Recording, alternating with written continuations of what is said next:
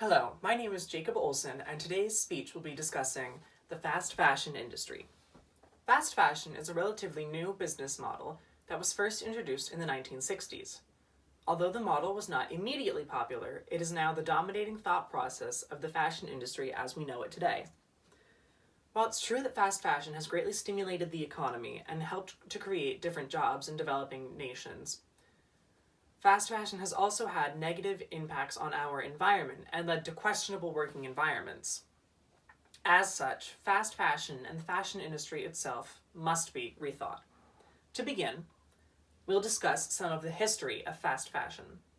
Technological changes and advancements in the 19th century in the textile industry allowed for clothes to be produced in a different way. Clothing could now be produced much faster and sold in a much faster manner. In the early 1960s, Mary Kwan led the way for the fast fashion industry. Kwan's focus was on youth clothing and making clothes that were more visually appealing but disposable. Once a youth tired of wearing the design, they could just throw it out. Kwan's designs were mass-produced on a low scale for affordability, so people could buy them much faster and for a lower price. Designers like Kwan and those that followed these designers encouraged their customers to keep buying new clothes to keep up with the latest trends. Designers in the late 20th century began hiring teams to predict and match the latest trends so that each brand could be seen as the most on trend at the time. All of these different factors, the teams of predicting and matching trends, the mass production of clothing, the appeal to youth, and the essentially disposable nature of the clothing, all boils down to what is known as fast fashion, a term that was first coined by the brand Zara in 1989. Now we'll be discussing some of the pros of the fast fashion industry. Fast fashion has allowed for opportunities for economic growth.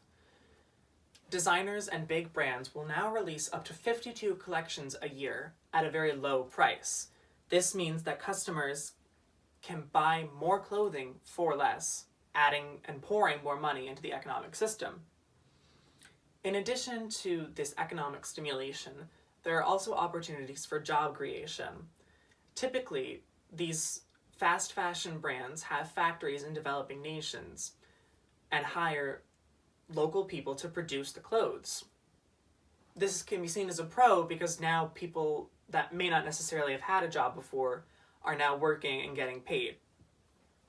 However, this pro of job creation also leads to one of the negatives of the fast fashion industry. The jobs in these developing nations, in these factories where fast fashion clothing is produced, are dangerous. The factories are typically overcrowded and do not meet health and safety regulations. And so therefore, while it's good that the workers are being compensated, this is downplayed by the fact that the jobs are so dangerous and so unsafe. In addition, the fast fashion industry has also begun to have a negative impact on the environment. The dyes that are used in clothes made in fast fashion factories typically end up in water supplies, contaminating them and making them undrinkable, or if there was wildlife inhabiting these water sources, this wildlife is killed, essentially. In addition, fast fashion clothes are made with fibers that do not easily naturally break down. And because people are constantly buying new clothes from the new collections that are constantly being released, they're always cleaning out their closets and throwing out the old clothes. These old clothes will end up in landfills and then won't break down for years and years and years and years. So they're just essentially filling up the landfills. However, there is a way to rethink fast fashion, to rethink the fashion industry as a whole and get away from the thought of fast fashion to improve the fashion industry. As with food, the no waste thought should prevail with fashion. Years ago, it was discovered how much food was being wasted, and so there were ways thought of to change this and to minimize the waste. And so the same thought should prevail with clothing.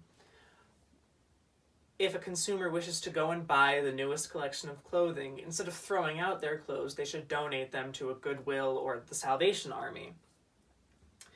In addition, brands like H&M, Nike, Burberry, and Gap have signed on to the Make Fashion Circular initiative. This would rethink the way clothing is made and sold and get the fashion industry away from this mass production of low-cost clothing that has been so damaging to our environment and to people themselves. Consumers must also begin taking responsibility for their fashion choices. They have to start thinking about where their clothing is coming from. If they buy less and less from a fast fashion industry, that industry, which has been proven to be so harmful, will slowly start to die out. Lastly, services like Rent the Runway could greatly change the fashion industry. Consumers could stop buying the newest clothes at such a low price and instead rent them so that they could be worn by multiple people, instead of buying the new clothing and then throwing it out once you're done with it. In conclusion, pivotal changes were made to the textile industry in the 19th century that paved the way for Mary Quant and fast fashion as a whole.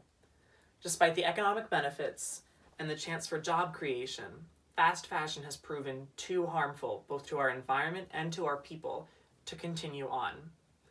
Therefore, the fashion industry as a whole must be changed, and the dominating thought process can no longer be fast fashion.